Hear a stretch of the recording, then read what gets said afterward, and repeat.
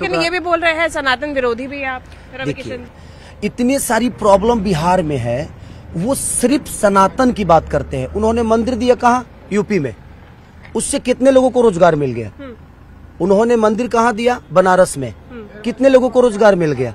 मैं यही बात कहा, जो धर्म के आड़ में वोट मांगते हैं, मैं उनका विरोधी। आदाब दोस्तों, मैं आपके साथ जफर सिद्दीकी, आप देख रहे हैं नेशन ट्रूथ। दोस्तों, जिस तरीके से बिहार के चुनावी गलियारों में जो है हलचल मची है, वही एक पार्टी दूसरी पार्टी पर जो है पलटवार करती नजर आ रही है। जेडीयू के एक नेता इस बार जो है चुनाव लड़ रहे हैं, जिनका नाम है खेसारी लाल। खेसारी लाल जो चुनाव लड़ रहे हैं, उससे बहुत सारे लोगों को पेट में दर्द है, क्योंकि खेसारी लाल जो है लगातार उन मुद्दों पर बात कर रहे हैं जो देश के युवा चाहते हैं, प्रदेश के युवा चाहते हैं, यानी कि नौकरी रोजगार की बात कर रहे हैं। लेकिन उन पर जो है लगातार एक के बाद एक लोग जो है उस पर पलटवार कर रहे हैं। रवि किशन जो है वो बीजेपी के जो है प्रत्याशी, यानी कि एनडीए के प्रत्याशी है, तो कहीं ना कहीं लोग जो उनको यदुमुल्ला और अलग अलग तरीका जो है उनको भाषाओं का इस्तेमाल कर रहे हैं, कह रहे हैं कि वो जो है सनातन विरोधी है, वो हिंदू विरोधी है, इस तरह का जो आरोप लगा रहे हैं। लेकिन इसी से कहीं ना कहीं जब इस तरह का आरोप लगाया जा रहा है, उसी बीच जो है एक आरोप और लगाया गया, यहां तक कि ये कह दिया गया कि खेसारी लाल जो है वो नचनिया है। तो जब नचनिया का वर्ड इस्तेमाल किया गया, तो उसके समर्थन में जो है लालू यादव की बेटी जो है वो उतर आई है। लालू यादव की बेटी का एक बड़ा बयान आया, उन्होंने कहा कि क्या सिर्फ खेसारी लाल ही नचनिया है? तो बिहार के जो प्रदेश अध्यक्ष है बीजेपी के, सम्राट चौधरी, उनसे पूछिए कि कंगना रनावत और ये रवि किशन, ये तमाम लोग क्या हैं? आखिर पवन ये कौन है? ये लोग नचनिया नहीं है क्या? तो इस तरह का बयान जो सामने आया है, वो कहीं ना कहीं जो है उन लोगों को अब ये दिखा रहा है कि आखिर नचनिया अगर किसी एक व्यक्ति को कहा जा सकता है, तो आखिर ये लोग क्या है? मनोज तिवारी क्या है, जिनको रिंकिया के पापा के नाम से कहा जाता है, यानी कि वो तो बीजेपी के नेता है और बीजेपी के बड़े नेता है, फायर ब्रांड नेता कहा जा सकता है। तो आखिर खेसारी लाल के ऊपर इस तरह का पलटवार क्यों किया जा रहा है? सवाल इस बात का है कि क्या जेडीयू से चुनाव लड़ना या कांग्रेस से चुनाव लड़ना, यानी कि जो सत्ता दल की पार्टी है, यानी कि जो सत्ताधारी पार्टी, डबल इंजन की सरकार है, इसके अलावा कोई भी व्यक्ति अगर चुनाव लड़ता है तो उसमें तमाम कमियां नजर आती है। आखिर क्यों? चाहे वो भाई उसका वो पैशन है। अगर रवि किशन चुनाव लड़ रहे हैं, उनका वो पैशन है, नाचना गाना जो भी चीजें, गायक है, इसी तरीके से वो खेसारी लाल वो भी जो है। लेकिन एक दूसरे को इस तरीके से कहना, वहीं ना कहीं ना कहीं उसका जवाब जो है लालू यादव की बेटी ने इस बार दिया है। लालू यादव की बेटी बहुत कम सोशल मीडिया पर बोलती हैं, लेकिन इस बार मुखर होकर उन्होंने कहा, और बाकायदा उनकी जो रिपोर्ट है वो मैं आपके स्क्रीन पर लगा रहा हूं, कि लालू यादव की बेटी ने साफ पूछा है कि सम्राट चौधरी से पूछिए कि कंगना और रवि किशन, पवन, ये तमाम लोग क्या हैं? ये लोग क्या नचनिया नहीं है? यानी कि ये लोग नाचने गाने वाले नहीं है? तो इस तरह का सवाल जो लालू यादव की बेटी ने पूछा, उसके बाद से तमाम लोग उनको सराहना कर रहे हैं। और जो इस बार चुनाव लड़ रहे हैं खेसारी लाल की भीड़, अगर हम बात करें, जो वहां पर चुनावी सभा को लोग सुनने के लिए आ रहे हैं, खेसारी लाल की जो उसमें भीड़ आ रही है, क्योंकि खुद लालू यादव के जो बेटे हैं, जो इस बार मुख्यमंत्री के दावेदार हैं, वो खुद इस बार जो है तेजस्वी यादव उनके लिए प्रचार कर रहे हैं। वो ये कह रहे हैं कि इस बार खेसारी लाल जीतते नजर आ रहे हैं। तो इस बार की बिहार की जो चुनावी राजनीति है, वो बिल्कुल अलग अंदाज में नजर आ रही है। अलग अंदाज में इस वजह से भी हो जाती है क्योंकि प्रधानमंत्री मोदी की इस बार जो है वो ईंट हिली हुई है। प्रधानमंत्री मोदी खुद जो है वो प्रचार में लगे हैं।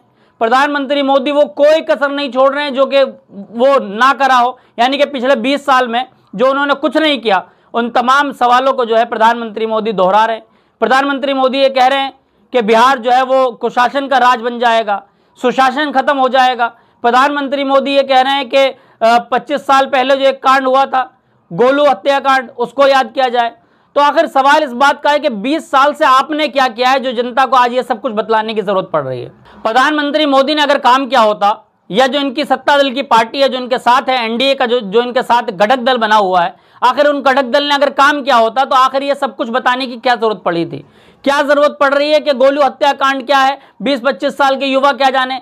क्या जरूरत पड़ रही है कि खेसारी लाल जो है वो नचनिया है, गवैया है? अजय, आप अपने गिरवान में झांक कर देखिए ना कि आपकी पार्टियों में कौन कौन लोग हैं।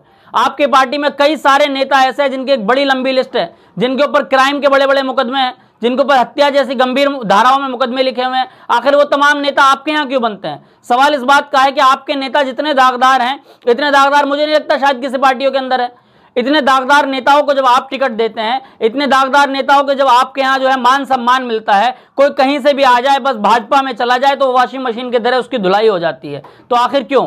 सवाल इस बात का है कि देश के अंदर लोकतंत्र है, लोकतंत्र की हत्या हो रही है क्या देश के अंदर?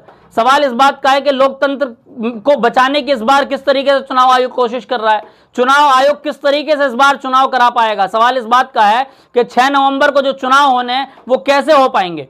पहले मैं आपको एक खेसारी लाल का बयान सुनाता हूं जिसमें उसमें जो है उन्होंने मीडिया से बातचीत करते हुए जो जवाब दिया है इसी मुद्दे पर। आइए पहले उसको सुनाते हैं, उन्होंने जो कुछ कहा पहले इस वीडियो को आप सुनिए। लेकिन ये भी बोल रहे हैं सनातन विरोधी भी आप रवि किशन देखिए, जी। आपको एक सीधे शब्द में बता देता हूँ कि एनडीए के जितने भी प्रत्याशी हैं, जो नेता हैं, आप उनसे कभी रोजगार की बात सुने हैं मुंह से?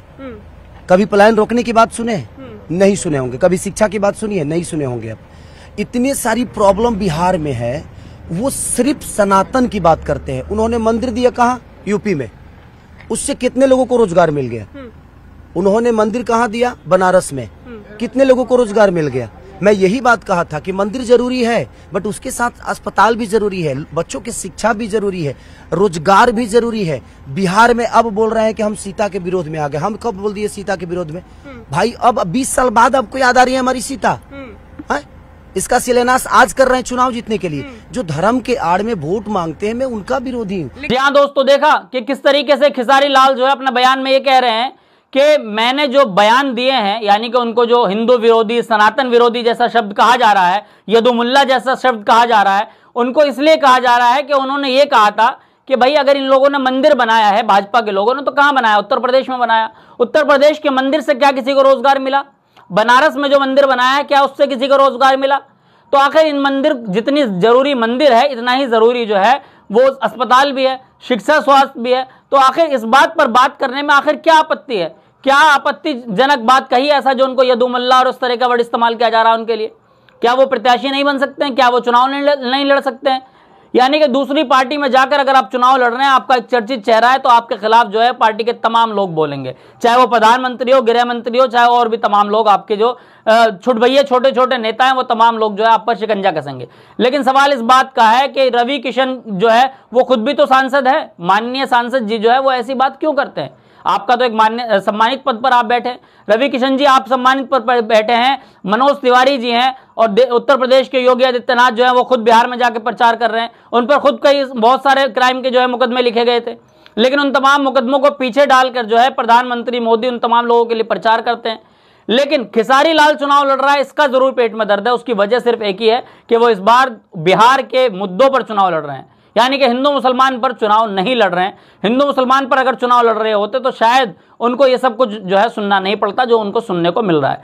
लेकिन इस बार जो है बिहार की जनता एक अलग मूड में है, यानी कि जो इंडिया गठबंधन की वहां पर सरकार है, उनकी जो घोषणा पत्र है, उनके घोषणा पत्र में जिस तरीके कहा गया कि 20 दिन के अंदर जो है तमाम नौकरियां दी जाएंगी, उनके घोषणा पत्र से कहीं ना कहीं जो है वो भाजपा का दिमाग खराब हो चुका है। सवाल इस बात का है कि भाजपा के घोषणा पत्र अभी तक नहीं आया, उनका कोई मैनिफेस्टो अभी तक जारी नहीं हुआ, कोई उनका जो है नेता तय नहीं हुआ, नीति तय नहीं। जिसका नेता तय नहीं, जिसकी नीति तय नहीं, वो क्या आपसे मान लीजिए साथियों, आज 1 तारीख हो गई और आज से जो है महज 5 दिन का वक्त बचा है बिहार के चुनाव होने में।